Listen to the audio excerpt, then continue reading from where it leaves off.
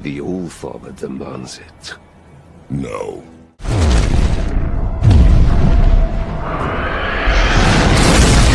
Hai sobat, bertemu lagi di sini bersama Ruwi di Indonesia Raya Channel. Kali ini Ruwi akan membahas tentang dunia game. Jadi kencangkan celana Batman dan siapkan posisi rebahan. Pernahkah Anda memikirkan kembali semua permainan berbeda yang telah Anda mainkan selama bertahun-tahun? Hanya segelintir video game yang akan muncul di benak Anda jika Anda mencoba memikirkannya di luar kepala. Jika kamu meluangkan waktu sejenak untuk memikirkan semua permainan fantastis yang kamu ingat dengan baik, lama atau baru, kamu akan menemukan ada lebih banyak lagi yang kamu yakini sebelumnya. Dan Ruwi telah merangkum beberapa game menarik. Berikut ini 15 fakta menarik dari game tersebut. Pertama, rencana awal Assassin's Creed adalah spin-off dari Prince of Persia. Assassin's Creed adalah permainan video yang dikembangkan oleh Ubisoft. Prince of Persia: Sands of Time sangat populer di tahun 2003. Pembuat game ditugaskan oleh Ubisoft untuk membuat game yang benar-benar akan merevolusi genre sementara juga memanfaatkan kemampuan penuh dari platform video game generasi berikutnya. Permainan ini awalnya berjudul Prince of Persia: Assassins, menurut perusahaan. Namun, ketika mereka mulai mengembangkan permainan, mereka menemukan bahwa mereka telah menciptakan binatang yang sama sekali baru dan itu harus menjadi permainan yang sama sekali lain. Kedua, salah satu video game pertama yang dilarang di China adalah Command & Conquer: Red Alert. Command & Conquer adalah game strategi. Sebagai permainan yang pada dasarnya mengadu tentara Anda melawan tentara komunis, itu bukan jenis yang diinginkan China untuk beredar. Karena pemerintah China diberitahu tentang hal ini, Red Alert dan penerusnya dilarang. Game Command & Conquer lainnya, yang tidak berfokus pada penghancuran akhir komunisme, telah dipasarkan secara sah di Tiongkok selama bertahun-tahun. Ketiga, dua petarung yang bertarung di intro Street Fighter 2 memiliki nama asli, pertarungan di urutan pembukaan Street Fighter 2.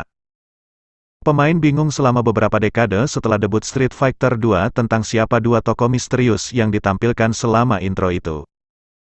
Capcom akhirnya mengidentifikasi para petarung pada tahun 2016, tepat sebelum debut Street Fighter 5, namun mereka masih bukan karakter yang dapat dimainkan.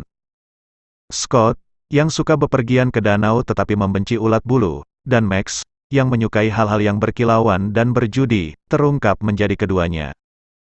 Keempat, demo pertama StarCraft yang dapat dimainkan pada dasarnya adalah versi baru dari Warcraft yang dibuat di luar angkasa, gameplay dari waralaba StarCraft. Itu dijuluki Orc di luar angkasa oleh studionya sendiri, karena itu dimaksudkan untuk menjadi permainan terburu-buru yang akan memanfaatkan kesuksesan besar Warcraft. Tidak mengherankan bahwa Blizzard menerima banyak kritik untuk demo mereka, karena kurangnya inspirasi. Setelah perubahan tertentu dalam tim StarCraft, diputuskan untuk mengulang seluruh permainan secara efektif. Kelima, dalam Shadow of the Colossus, Kolosi tidak memiliki nama, Shadow Colossus menampilkan Kolosi. Yah, itu tidak sepenuhnya benar. Semua Kolosi memiliki nama, tetapi ini adalah nama panggilan tidak resmi yang diberikan kepada mereka sepanjang waktu oleh pengembang dan penggemar game. Misalnya, raksasa pertama yang kamu hadapi diberi nama Minotaur A oleh pembuatnya, tetapi penggemar menjulukinya dengan moniker Phallus yang jauh lebih menarik.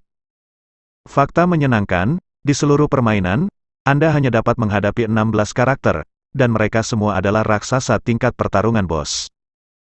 Keenam, dalam game Pokemon Game Boy asli, Missing No dapat mengadopsi 5 bentuk yang berbeda. Tidak ada karakter yang hilang dari alam semesta Pokemon. Kamu kemungkinan besar tahu tentang kelemahan yang memungkinkan kamu untuk menangkap Missing No, Pokemon Glitch Out, jika kamu memainkan Pokemon Red atau Blue pada hari itu. Ternyata kemunculan Missing No bervariasi berdasarkan di mana huruf-huruf tertentu dalam nama karakter kamu ditempatkan.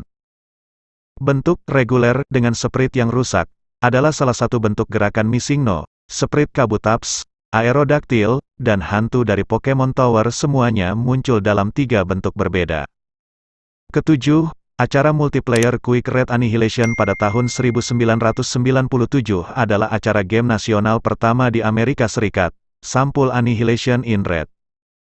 Percaya atau tidak, sejarah esports dimulai pada tahun 1997. ketika Quake menetapkan standar untuk permainan kompetitif. Sekitar 2.000 pesaing berkompetisi dari seluruh Amerika Serikat, dengan 16 final bersaing di Atlanta, Georgia. Apa hadiahnya? Pemenangnya menerima mobil konvertibel Ferrari 328 GTS 1987, yang bahkan tidak diasuransikan untuk dikendarai. Kedelapan, FIFA 11 adalah game FIFA pertama yang memungkinkan pemain untuk berperan sebagai penjaga gawang, sampul game untuk FIFA 11. Di FIFA 11, yang dirilis pada akhir 2010, kamu akhirnya dapat menangani semua pemain sepak bola di lapangan. Meskipun fantastis dalam dirinya sendiri, pembaruan ini akhirnya memungkinkan tim 11 pemain untuk berkolaborasi dan masing-masing melakukan peran tertentu dalam game online versus tim 11 pemain lainnya. Kesembilan, penulis novel The Witcher berusaha untuk menuntut pembuat The Witcher 3 untuk royalti lebih lanjut. The Witcher 3 adalah permainan peran itu. Andrzej Sapkowski, penulisnya, mengira CD Projekt Red tidak akan pernah menghasilkan banyak uang dari permainan ketika mereka pertama kali mendekatinya. Akibatnya, Sapkowski memaksa mereka untuk membayarnya di muka untuk hak atas seri The Witcher, daripada menerima persentase dari keseluruhan penjualan seperti biasa. Baru pada tahun 2018, setelah popularitas besar The Witcher 3, Sapkowski meminta CD Projekt Red membayarnya tambahan $16 juta hanya untuk game itu. Pengembang secara tak terduga masuk akal dengan penulis, dan pada tahun 2019 mereka mencapai kesepakatan pribadi baru yang tampaknya memuaskan kedua belah pihak. Ke-10, Animal Crossing, New Horizons digunakan oleh para pegiat demokrasi untuk menyebarkan pesan yang mengkritik kepemimpinan China atas Hong Kong, karakter dari Animal Crossing. Ketegangan di Hong Kong luar biasa tinggi pada bulan-bulan awal tahun 2020, dengan meningkatnya protes pro-demokrasi dan tindakan anti-protes yang kuat.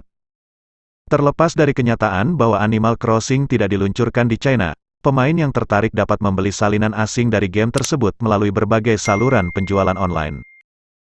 Di pulau-pulau dalam permainan mereka, beberapa juru kampanye pro-demokrasi mampu membuat pernyataan pribadi anti-Cina yang menyerukan kemerdekaan Hong Kong.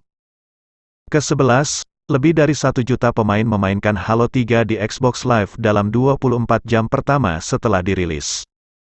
Halo 3 membuat rekor baru untuk franchise Halo dengan meraup $300 juta di minggu pertama perilisannya. Hanya 800.000 game Halo 2 yang telah dimainkan pada saat pertandingan Halo 3 online ke miliar dimainkan pada tahun 2009, meskipun faktanya telah diterbitkan 3 tahun sebelumnya.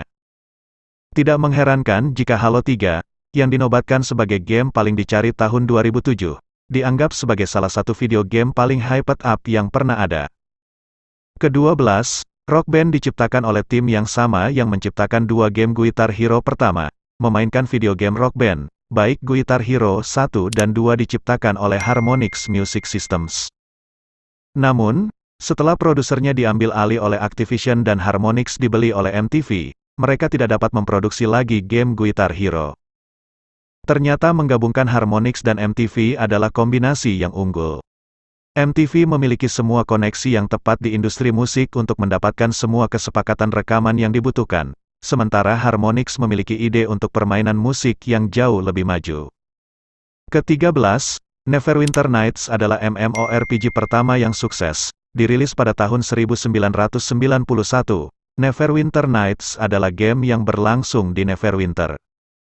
Meskipun beberapa orang berpendapat bahwa beberapa game sebelumnya adalah MMORPG pertama, Neverwinter Nights adalah yang pertama menggunakan format yang kemudian menjadi standar. Ketika Neverwinter Nights pertama kali keluar, koneksi ke internet sangat mahal sehingga hanya memainkan 1 jam dari permainan itu berharga $6. Pada tahun 1995, game ini mencapai puncak popularitasnya, dengan server yang mampu menampung hingga 500 pemain sekaligus. Ke-14, BioWare, perusahaan yang sama yang pada akhirnya menciptakan seri Mass Effect, menciptakan Baldur's Gate, sampul game untuk gerbang Baldur. BioWare diciptakan pada tahun 1995 oleh 3 dokter yang baru lulus dengan minat yang sama di bidang kedokteran, video game, dan role-playing game. Game kedua dan paling terkenal BioWare, Baldur's Gate, diluncurkan 3 tahun kemudian, dan mereka bisa mendapatkan lisensi Dungeons & Dragons untuk itu, menggunakan aturan edisi kedua.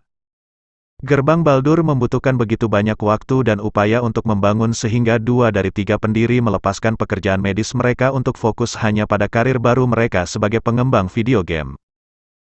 Ke-15, XCOM. Pertahanan UFO nyaris dibatalkan 2 kali. Pada tahun 1991, saudara-saudara Golub mendekati Microprose dengan proposal mereka untuk game XCOM pertama. Meskipun demikian, makalah desain game awal mereka sangat salah dan kurang mendalam sehingga penerbit hampir menolaknya, menawarkan kontrak kepada saudara-saudara hanya jika mereka dapat mendemonstrasikan game tersebut secara langsung. Microprose dibeli oleh Spectrum Holobyte pada tahun 1993, dan setelah melirik XCOM, mereka memutuskan untuk membatalkan proyek tersebut.